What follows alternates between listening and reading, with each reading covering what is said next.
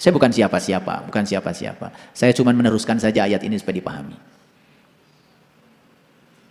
Dan orang-orang yang sudah berkesadaran tinggi juga tidak butuh, ya, tidak butuh disanjung, nggak butuh. Dan kalau kita memperlakukan mereka dengan penuh kehormatan dan rasa hormat, itu akan kembali pada kita sendiri. Ilmu yang kita dapat sekecil apapun itu yang akan membawa berkah, berubah kita. Maaf ya, banyak contohnya. Udah belajar ini, belajar itu, belajar ini, belajar itu. Bahkan sering menyakiti perasaan seorang guru. Enggak berkah. Emangnya seorang guru masih bisa disakiti perasaannya? Tidak. Udah gak butuh yang semacam itu. Tetapi ketika kita kehilangan hikmat kepada seseorang yang telah menjadi marga lantaran kita sampai kepada Allah, kita kehilangan berkah dari ilmu yang kita peroleh. Makanya Rumi ketika ditanya, kalau ini adalah gurumu, ini Tuhanmu, siapa yang akan kau sembah lebih dulu? Aku akan sembah guruku, baru aku sembah Tuhanku. Loh, kenapa begitu? Karena aku bisa mengenal Tuhanku lewat guruku. Itu yang disebut dengan syafaat. Itu yang disebut dengan wasilah. Kita akan bicara itu hari ini.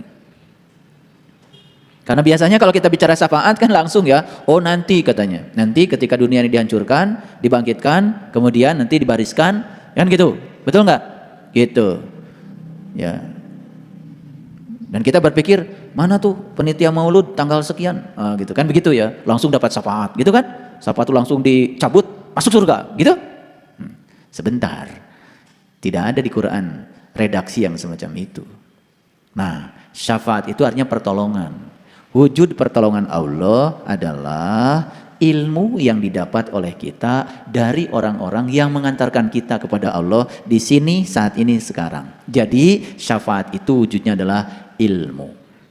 Dari siapa ilmu itu? Tentu saja ilmu tentang Allah. Dari siapa? Dari orang-orang yang sudah tahu dan kenal kepada Allah. Dihadirkan orang-orang yang bisa membimbing kita kepada Allah, itu namanya syafaat. Kapan syafaat itu? Di sini, hari ini, sekarang. Makanya syafaat itu diberikan pada hari kebangkitan. Kapan hari kebangkitan? Hari kebangkitan itu setelah hari kiamat. Kapan hari kiamat? Hari bangkitnya kesadaran kita. Hari bangkitnya jiwa kita. Begitu kita bangkit dari ketidaksadaran, kita bangkit, itu yang disebut dengan hari kebangkitan. Di hari kebangkitan itulah kita akan dapatkan syafaat. Wujudnya apa? Wujudnya adalah ilmu yang bisa mengantarkan kita kepada Allah. Jadi yang ngasih syafaat yang sebenarnya cuma satu, yaitu Allah. Maka di Quran dikatakan, kullillahi syafa'atu jami'a. Katakanlah, hai Muhammad, sesungguhnya syafaat itu semuanya punyaku. Jadi nggak ada sebetulnya manusia yang diberi wewenang untuk memberikan syafaat, karena Allah sendiri mengatakan di Quran, kullillahi syafa'atu jami'a. Jadi syafaat itu hakikatnya adalah milik Allah jami'a, kabehanana, keseluruhannya, totalitas. Jadi kalau ada orang-orang yang mengajarkan kepada kita, baca ini supaya dapat syafaat, baca itu supaya dapat syafaat, itu jangan diikuti begitu. Pahami dulu, ya. Oke. Oleh karena itu, banyak-banyak baca sholawat. Untuk apa baca sholawat? Baca sholawat itu supaya kita bertemu dengan orang-orang yang bisa memperjumpakan kita dengan Tuhan. Jadi kita itu minta dihubungkan dengan Allah lewat orang-orang yang sudah beserta Allah. Jadi ketika kita mau berhubung dengan Allah, pasti kita butuh orang-orang yang sudah terhubung dengan Allah. Nah, orang yang sudah terhubung dengan Allah, itu yang disebut pemberi syafaat syariatnya. Hakikatnya dari Allah. Paham? Paham? Jadi syafaat itu kapan? Nanti apa sekarang? Sekarang. Nah, kita akan bahas ya. Baik, diulang lagi ayat ini di ayat yang ke-110. Perhatikan lagi. Fattaqullaha wa atiuni. Bertakwalah kepada Allah dan taatlah kepadaku. Diulang 2 kali ya. Oke. Tahu cara bertakwa pada Allah? Sudah saya jelaskan berulang kali ya. Mungkin sampai bosen ya. Jadi takwa itu mengambil janji, diangkat gunungnya, ditunjukkan sesuatu di gunungnya, ingat yang ditunjukkan Allah kepada kamu, la'allakum tattaqun, maka kamu akan jadi orang yang bertakwa. Makanya cara untuk takwa itu harus ditempuh dengan saum. Apa? Saya tidak cerita puasa ya. Kalau ingin jadi orang yang bertakwa harus ditempuh dengan saum. Siapa yang bisa saum? Siapa yang bisa saum? Yang beriman saja. Kan ayatnya juga jelas, ya ayyuhallazina amanu kutiba alaikumusiyam. Hai orang-orang yang beriman, diwajibkan kepada kamu untuk saum. Jadi yang bisa saum siapa? Hanya orang yang beriman. Yang bisa menahan lapar siapa? Semuanya bisa. Mau iman, mau tidak iman, ngaku iman, mau siapapun nahan lapar. Bisa, kan tiap hari juga lapar. Tapi yang bisa saum hanya orang yang beriman. Makanya Allah itu kata-katanya itu sangat efektif. Gak mungkin kan Allah nyuruh sesuatu pada yang bukan ahlinya. Paham? Allah itu kalau mau nyuruh sesuatu ya sama yang bisa. Yang gak bisa ya gak usah disuruh. Di luar orang yang beriman gak bisa saum. Puasa? Bisa semuanya. Anak kecil juga bisa kalau puasa. Saya gak cerita puasa kok, cerita saum. Emangnya saum dengan puasa bedanya apa? Kalau saum itu ada definisinya. Kata Nabi, liso imi farhatani farhatun inda iftorihi wa farhatun inda liqa'i rabbih. Puasa saum itu kata Nabi apa? Satu terbuka, satu berbuka, yang kedua jumpa dengan Tuhan. Catat itu hadis qudsi itu. Apa saum? Satu berbuka, dua jumpa dengan Tuhan. Itu saum. Itu hadis qudsi loh. Lisoimi farhatani farhatun inda iftorihi wa farhatun inda liqa'i rabbih. Ada dua kegembiraan bagi orang yang saum. Satu ketika berbuka, yang kedua jumpa dengan Tuhan. Berbuka yang dimaksud oleh Rasulullah tentu saja bukan makan candil, makan kolak, bukan. Berbuka yang menyebabkan jumpa dengan Tuhan. Berbuka apa kira-kira? Tuh. Beda? Maaf beda dikit ya. Kalian kalau udah nahan lapar pindahin makan, udah merasa paling soleh aja.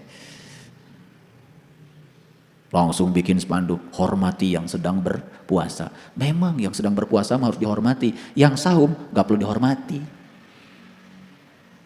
Yang saum gak kelihatan. Betul gak? Iya. Saum kalau ditunjuk-tunjuk ke orang kan jadi aurat saumnya. Makanya yang saum gak pernah kelihatan.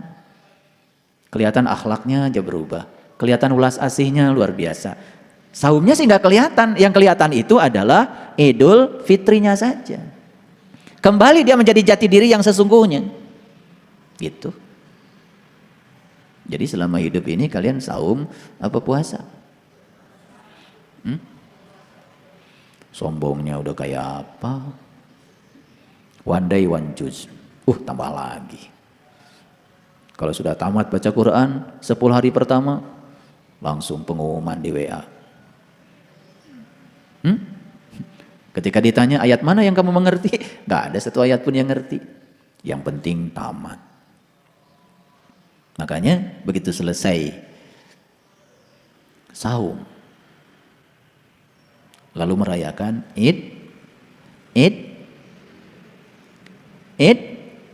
Idul Fitri. Sudah tahu cara merayakan Idul Fitri? Harus pakai Quran dong. Di Quran dikatakan, Allahumma rabbana anzil alaina ma'idatan minas sama'i takunu lana id.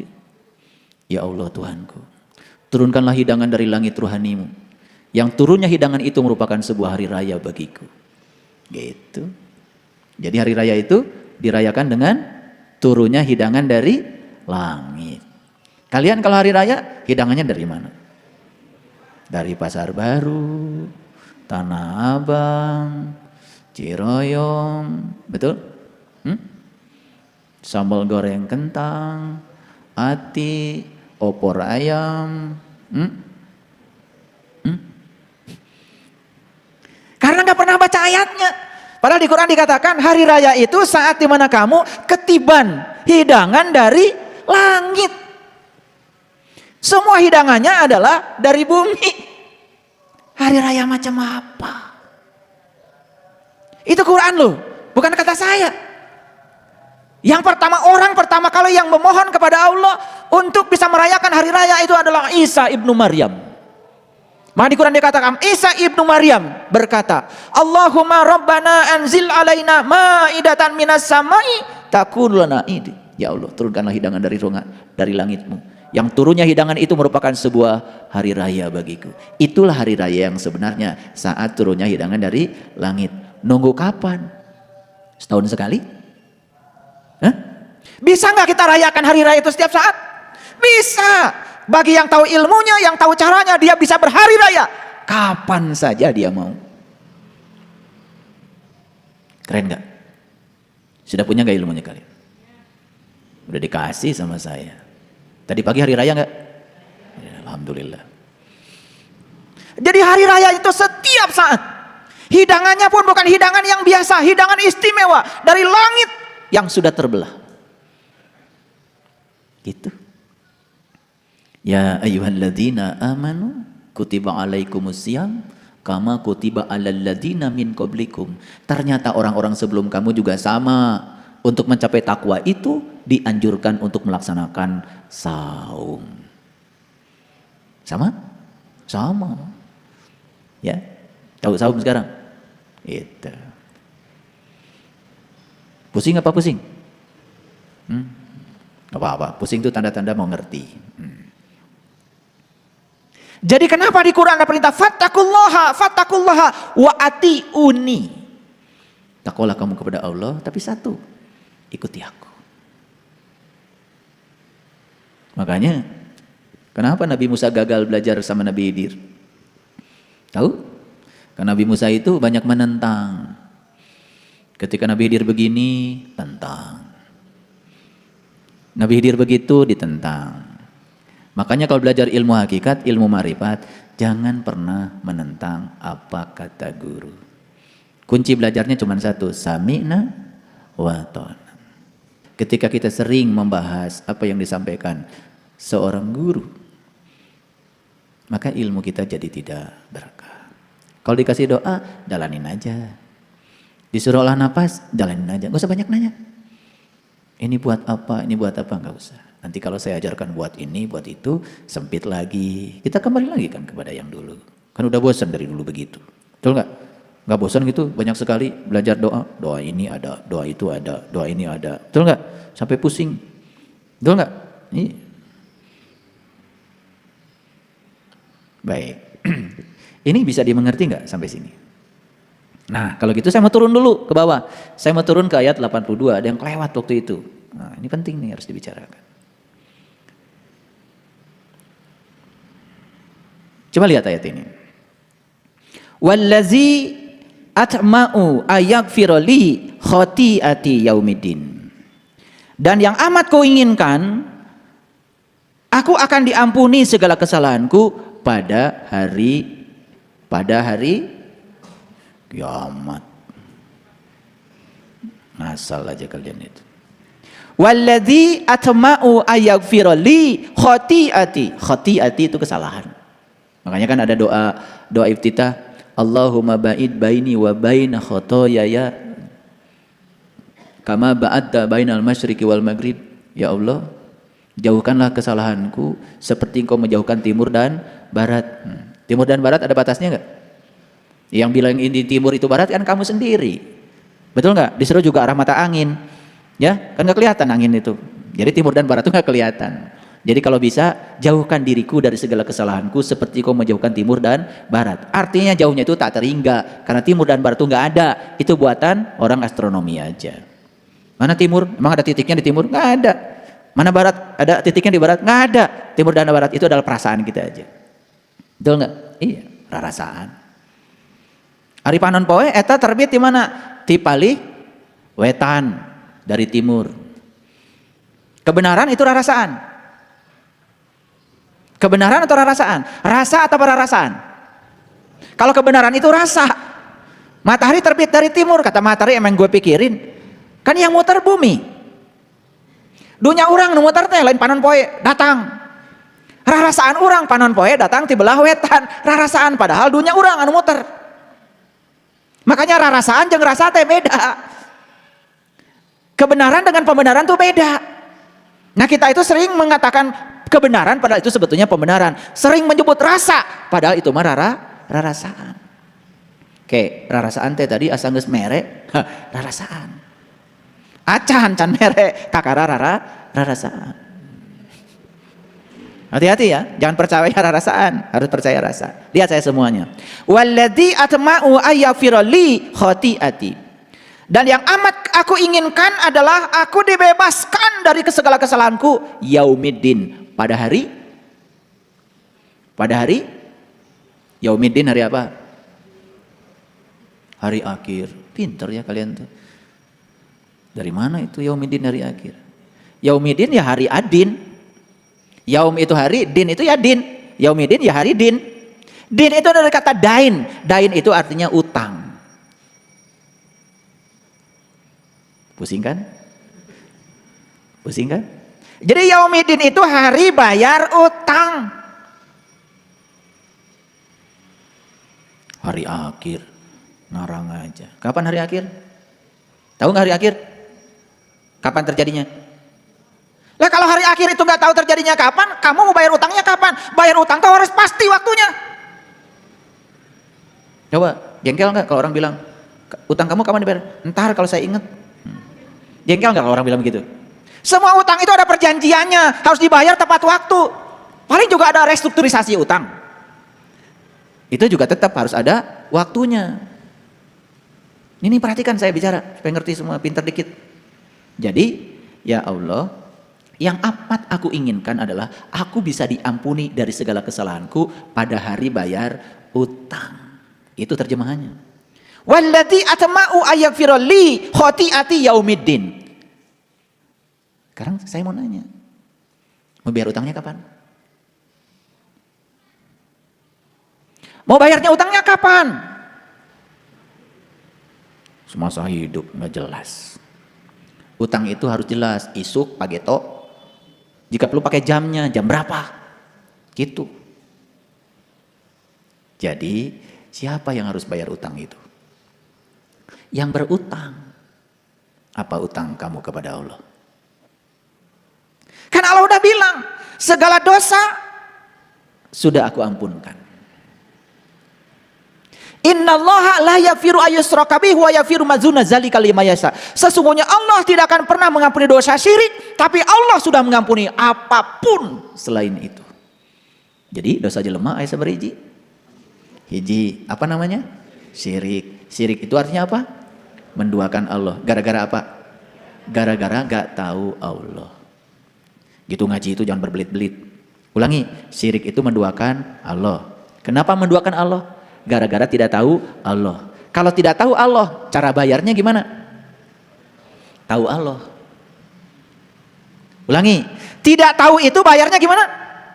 Menjadi tahu.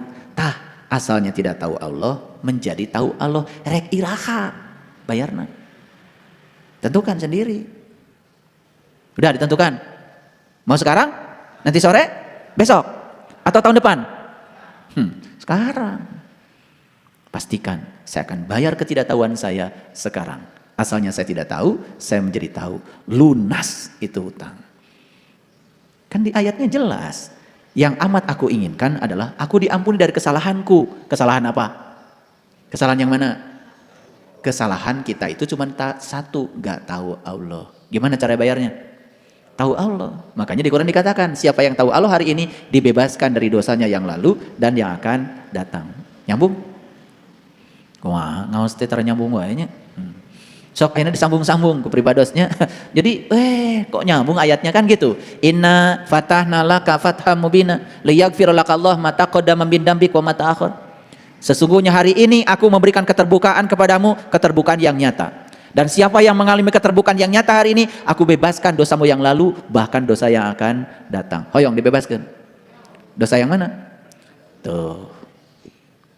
Jadi dosa dengan hiji cuman satu, yaitu tidak tahu Allah. Hutang bukan itu? Hutang. Kalau terbawa mati, maka kita mati dalam keadaan punya utang. Makanya bayar nairaha ayeuna. Gitu. Jadi pemberani bayar hutang tahun ditunda-tunda. Ayeuna bayar. Bisa mengerti? Ulangi lagi. Dan yang amat ku inginkan akan diampuni segala kesalahanku pada hari bayar utang. Gitu. Makanya harus ngerti sedikit bahasa Arab. Jangan ngikuti terjemahan terus. Kalau menurut terjemahan bayar utangnya iraha. Hari kiamatnya iraha. jaga. Tepuguh atuh bayar hutang teh gitu mah. Tepuguh waktuna, cing Bapak Ibu, bade namut artos ka bank, ditaros ku bank teh. Sabaraha periogina? 400 juta cekap. Kanggo naon? Mayar mobil. Oh, mangga urang etang saur bang. Bade sabaraha tahun nyicilna. Sok ditaros gitu. Ditaros? Gimana jawaban Bapak Ibu? Pokoknya suka-suka saya aja. Kalau saya punya uang nanti saya bayar, kalau nggak punya maaf ya. Kira-kira bakal dapat kredit nggak dari bank? Manusia model kayak gini? Ya enggak. Pastikan dulu berapa tahun. Saur bank teh 4 tahun, bunganya setahun sakieu. Flat. Etang ku bank teh. Tah sabulanna maneh teh kudu mayar sakieu. Sanggup? Tanda tangan di notaris. Tanda tangan. Kudu puguh. Eta hutang ka bank wae kudu puguh. Ieu mah hutang ka Allah. Teterang Allah cok atuh bayar teh ayeuna. Kitu wungkul. Udah bayar utang? Ya, bayar ya. Ini ngerti nggak yang saya omongkan? Nah, nanti kita simpulkan satu. Jadi nanti yang terpisah-pisah selama ini tuh ya jadi satukan, menjadi satu kesatuan. Baik, ya. Saya akan yang ini kan udah kita bahas minggu yang lalu, ya toh? Itu. Nah, sekarang saya akan naik lagi ke ayat yang 100 berapa tadi? 102 ya, 102. Oke, baik. Nah, untuk menuju 102 itu saya akan mulai dari sini. Baik. Silakan lihat sini semuanya. Illa man atallaha biqalbin salim. Turun dulu ke situ. Yauma la yanfa'u malun wala banun. Udah kan? Udah kan? Akan ada suatu saat di mana harta dan anak laki-lakimu tidak berguna lagi. Ini sudah dibahas kemarin kan? Ya? Ya enggak? Ya. Gaduh murang kali awewe perempuan? Di sini nggak diceritakan. Yang diceritakan di ayat ini adalah ada satu saat di mana harta dan anak laki-lakimu tidak berguna lagi. Gimana Pak anak perempuan? Pasti gitu ya. Kalau nggak belajar ilmu hakikat, laki-laki itu selalu lambang dari ruhani. Jadi harta dan anak laki-lakimu itu jasmani ruhani kita itu udah nggak berguna lagi.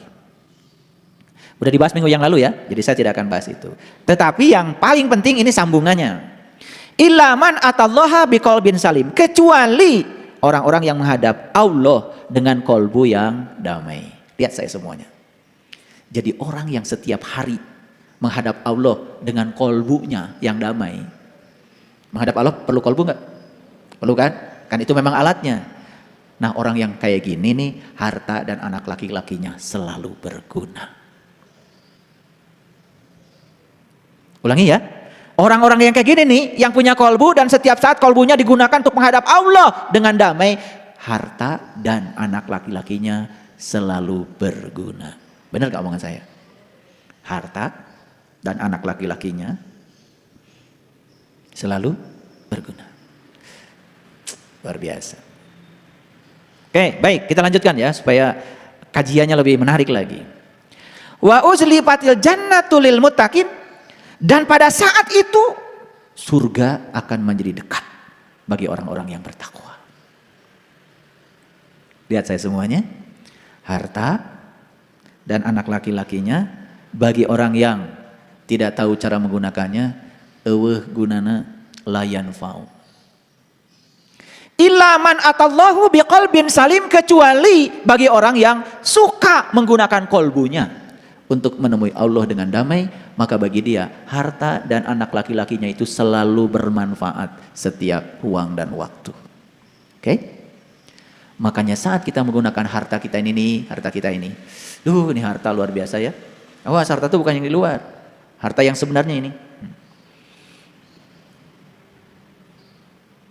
Bis 100, tanah ratusan hektar. Sawah punya, ladang punya, kebun punya, pabrik punya. Kapan itu berguna? Kapan berguna? Kalau masih ada napas. Begitu napasnya berhenti, ada gunanya? Ada gunanya? Nah, orang yang tidak bisa menggunakan kolbunya, Lagi bernapas saja sudah nggak ada gunanya hidup. Apalagi sudah tidak bernapas lagi. Saya mau nanya Bapak Ibu, kalau gitu harta yang paling besar itu yang saya sebut tadi, sawah, kebun, mobil, itu bukan? Atau napas? Cing, bari naros. Ari aya negara do napas? Beunghar atuh. Tuh. Beunghar teh di dieu tah, di dieu dinu napas. Berarti Bapak Ibu orang kaya? Yes. Bisa lihat saya nggak sekarang? Bisa. Enak gak bisa melihat? Pernah lihat lukisan yang mahal? Itu lukisan yang mahal berguna bagi siapa? Bagi siapa? Bagi yang bisa melihat. Itu lukisan yang mahal, mahalnya tuh di mana? Di dia tak mahal teh. Kalau tidak bisa melihat mah gak ada harganya tuh lukisan. Ada nggak orang buta beli lukisan mahal? Nu meuli lukisan mahal mah nu boga duit jeung bisa neule. Betul nggak? Jadi mahal tuh di lukisan atau di sini? Lihat saya nggak sekarang? Kaya nggak kalian? Jadi beunghar teh di dieu hiji, di dieu hiji, di dieu hiji, di dieu hiji, tah eta beunghar teh. Makanya kalau ingin kolbunya damai, belajar nikah. Nikah berapa menurut Quran? 1, 2, 3, 4. Wah, itu kamarana wae. Fankihu ma tobalakum minan nisa. Nikahlah oleh kamu an-nisa. Berapa? Masna. 2 heula, jug-jugan 4. Wah, ngaji teh. Pasal ieu wae ngaji teh. Kamarana wae tuh ieu teh. Ieu tah loba teuing maca tapi teu ngarti teh. Fankihu ma tobalakum minan nisa masna. Nikahilah oleh kamu perhiasan. Yang harus dinikah itu bukan perempuan. An-nisa itu perhiasan. Perhiasan ada berapa? Ada 4. 1 penglihatan, 2 pendengaran, 3 pernapasan, 4 pembicaraan. Taeta perhiasan.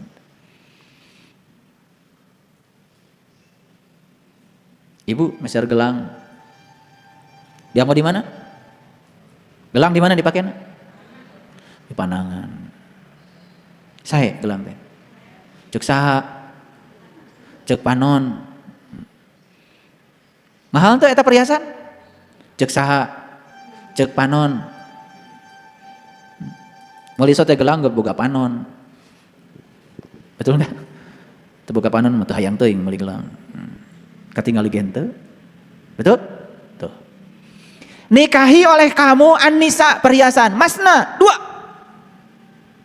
Tuh, kalau bisa nikah 2, keren. Syukur-syukur kalau bisa wasulasa 3. Syukur-syukur kalau bisa 4-4-nya. Waruba'a. Fa in khiftum alla ta'dilu fawaidah. Mun teu bisa 2 tilu 4, hiji. Tah eta. Liur-liur sekalian ngaji. Ya? Itu yang disebut oleh Nabi antal maut qoblal maut, belajar mati selagi hidup. Karena orang mati tidak mendengar, tidak melihat, tidak bernapas, tidak bicara. Betul nggak? Matikan semuanya. Tuh. Gitu. Damai nggak kolbunya? Damai. Bagi orang yang sudah damai kolbunya, maka harta dan anak laki-laki menjadi ada manfaatnya. Apa manfaatnya? Bisa mengantarkan dia kepada Allah. Eta manfaatnya. Oke? Baik, kita lihat. Wa uzlifatil jannatul lil muttaqin, ya, dan didekatkanlah surga jannah kepada orang yang bertakwa. Betul enggak? Betul enggak? Seneng enggak kalau kita meniti ke dalam diri? Nangis kadang-kadang. Betul? Iya, surga. Terus ayat selanjutnya, wa burrijatil jahimi lil ghawin, dan diperlihatkanlah dengan jelas jahim kepada orang-orang yang gowin. Gowin itu orang-orang yang sesat, orang-orang yang tidak tahu. Coba Bapak Ibu dulu sebelum tahu takwa yang sebenarnya. Setiap hari yang dilihat apa? Jahim. Sunu ngegolak. Betul? Neraka. Jadi neraka itu kelihatan? Kelihatan kan neraka? Kan tos tinggal neraka. Moal poe nyeuna neraka piraku teu ningali. Ya. Belum pernah lihat neraka? Ya, lihat aja orang marah. Kebakar enggak? Kebakar apa? Kebakar api amarah. Pernah lihat orang marah? Pokoknya kalau mau lihat orang paling jelek di dunia orang sedang